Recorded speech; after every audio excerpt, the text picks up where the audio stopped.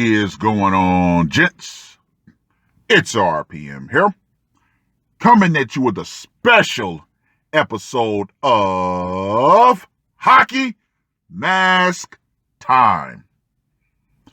Now, before we get into this article, let us go ahead and recite the HMT motto, shall we? A man can only take so much disrespect, even in this case, a criminal.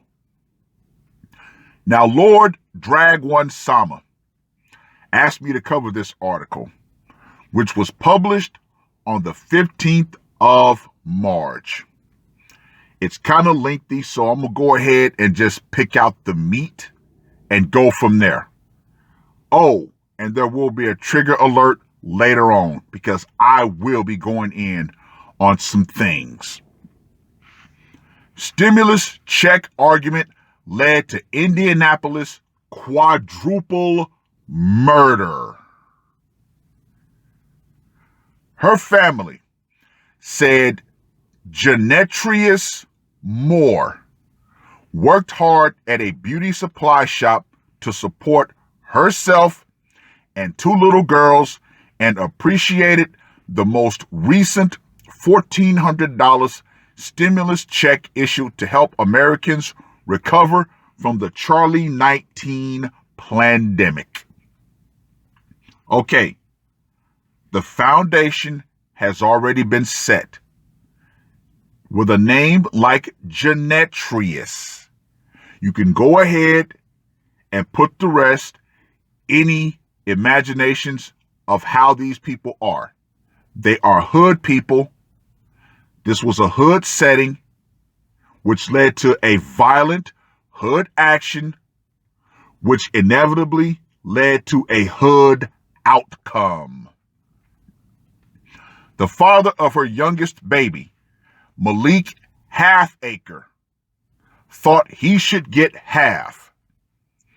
He wanted some of Genetrius's tax money, stimulus money, said Wendy Johnson, a cousin who heard Genetrius's account of what led up to a quadruple murder in a house in the 300 block of Randolph Street Saturday night.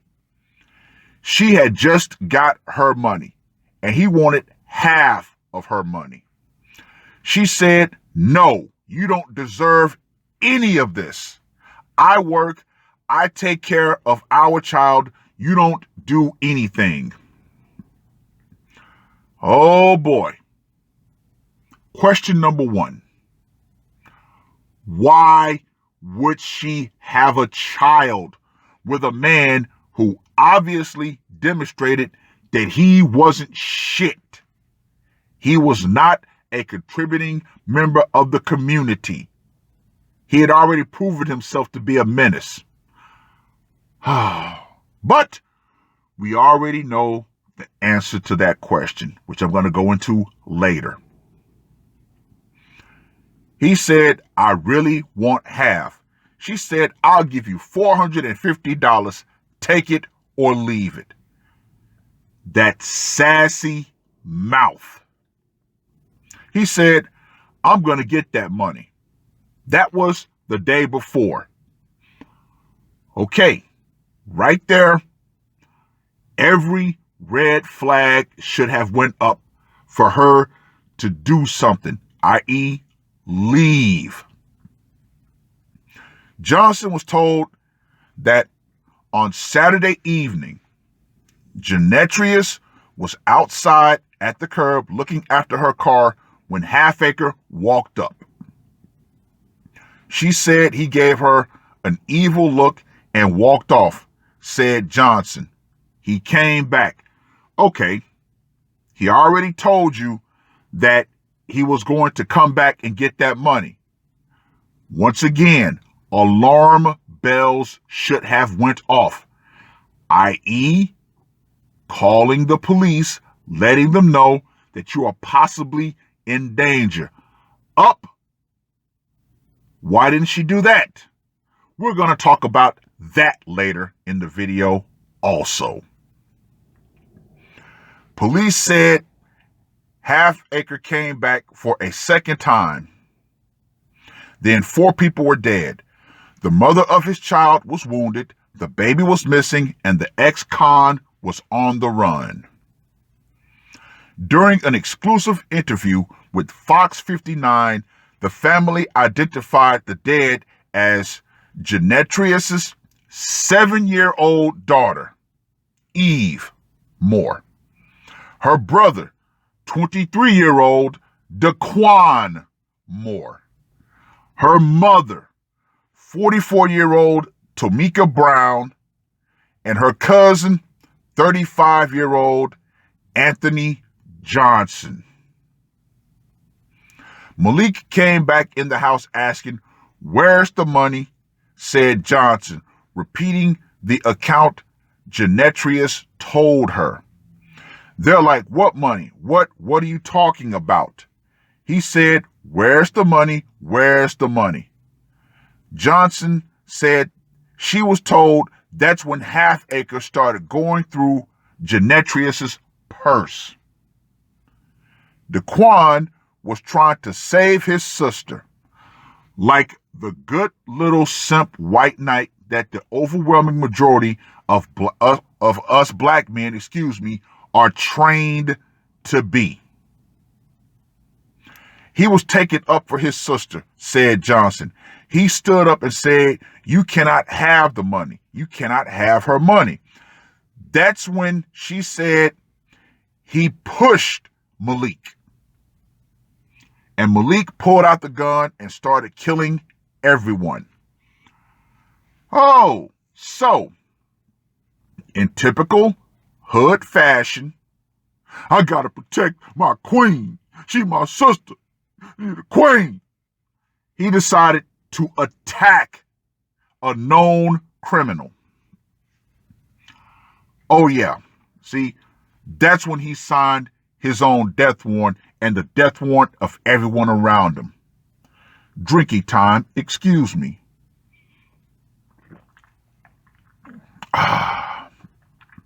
Nothing like some good OJ to keep the vocal cords going. He shot Daquan first. Then he shot Anthony. So, in true conqueror style, he took out the 2 men first. He turned around and he shot my auntie Tamika. Tamika said Malik, then he shot her again. He came back and shot Daquan for a second time, and somewhere between little baby Eve got hit somewhere and she was screaming. She was screaming. Johnson said Genetrius recalled that Halfacre took her and their infant daughter to the car, and after strapping the baby into a child safety seat, he re-entered the house to retrieve a milk bottle. He went back into the house, and that's when he shot Anthony again when he was coming down the stairs, said Johnson.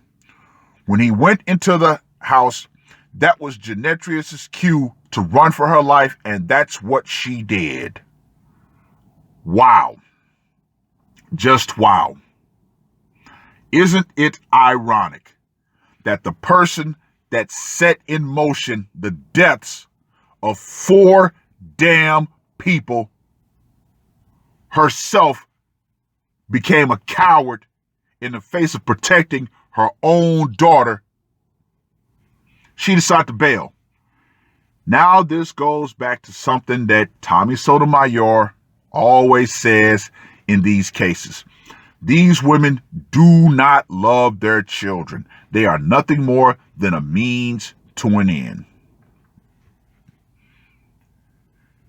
Genetrius hid on a neighbor's porch until IMPD officers arrived as Halfacre drove away with their child. He told her she made him kill everyone, said Johnson. She made him do it. Well, I can somewhat understand that phrase. All she had to do was give him half of the stimulus or her tax money, which if she got child credit, technically that would be half his. But she wanted to shortchange him and then try to be bold about it. Not a good look. Not a good look. Genetrius directed officers to the home a block north of where the victims were discovered. At the same time, Lorenzo Moore walked in the back door to find his brother Daquan and the rest of his family. Now, of course, he starts talking about Halfacre's criminal history, which he was accused of shooting a man 5 times on the city's northwest side back in 2017, but was released from custody in 2018 after pleading guilty to a lesser charge. Now, it goes on to talk about how Genetrius, was afraid of Halfacre. Why didn't she just leave the community? Oh, that's another question that'll be answered later. Now, I'm going to go ahead and skip down to where they talk about how Daquan was going to be the quote-unquote next big thing because of his possible future as a rapper and comedian. Interesting that he would choose those paths, just like any typical hood kid. Oh, wait a minute. This was a 23-year-old man. Would. Why wasn't this guy trying to go to like trade school or something? But once again, that's another question that will be answered in my diatribe later. Now, even though the baby mama got away, I technically cannot class this as an HMT. However, him being disrespected by his baby mama did lead to him putting on the mask. And unfortunately, 4 people lost their lives due to the actions of his baby mama. Now, with that being said, I begin my verbal tirade. Now, question number 1 that I asked. Why did she procreate with a guy who proved that he wasn't shit? Means to an end, child credit, because obviously this guy wasn't paying child support. So we know that off the bat. Question number 2, why didn't she seek, police protection? Here's where things are going to get real interesting. Really interesting. Now, let me walk that back. A lot of people, particularly in hood settings, love to jump behind the whole race card. She didn't want to call the police because she was going to be viewed as a quote-unquote a snitch. No snitching, which is a policy that keeps a lot of hood black people in the position that they're in. But let me throw this question out. Let me throw this curveball out. What part of white supremacy played a role in this? Oh yeah, I'm going there. Now, there's a not so insignificant portion of black people that say that any black man that dates or marries outside the black community loses any ability to question what goes on in the black community, which in itself is absolute horseshit, because just because a black man marries a non-black woman or dates a non-black woman, he does not stop becoming a black man at that point. That's stupid. That's idiotic. Once again, that is low-level thinking. But with that being said, what part of white supremacy played into this? Where was the quote unquote shadowy white man who was, controlling the puppet strings? Oh, yeah. Because, see, if she would have actually got police protection and they actually did do something, they would have turned right around and said, oh, the police are racist. This is white supremacy all over. Even though this guy was a felon, he was an ex-con. But that goes back to the first question that I had. Why would she procreate with a guy who wasn't shit? Open secret.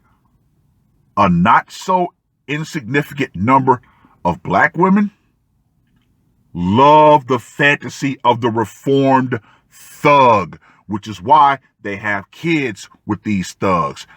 It's no big secret that thugs, criminals, and entertainers get the most love within the black community. Oh, yeah. Oh, yeah. Now, speaking of white supremacy, which is something that a lot of black people love to talk about, love to jump behind, because as long as they can blame the shadow white man, they don't have to take any responsibility for themselves.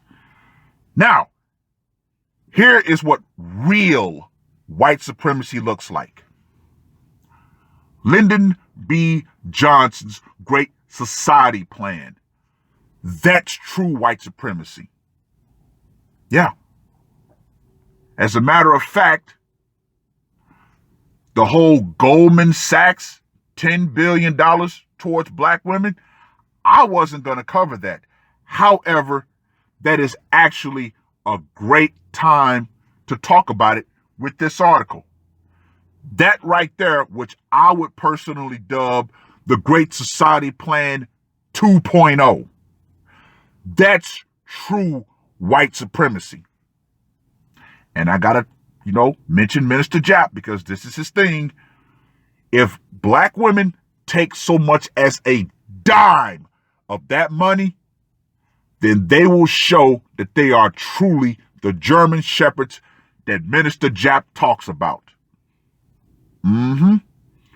Because they know good and damn well, Goldman Sachs knows, they're going to make possibly trillions down the line. They're going to throw away $10 billion now to make trillions later. But unfortunately, the vast majority of black women don't know this, nor do they care. And for all those pro-blacks out there who want to be like, well, I can't believe that they're doing that. What have you done? I know I shouldn't be talking like this, but damn it, some things just need to be asked and some questions need to be answered. You've already been sold out. You got sold out back when Lyndon B. Johnson initiated the Great Society Plan for the first time.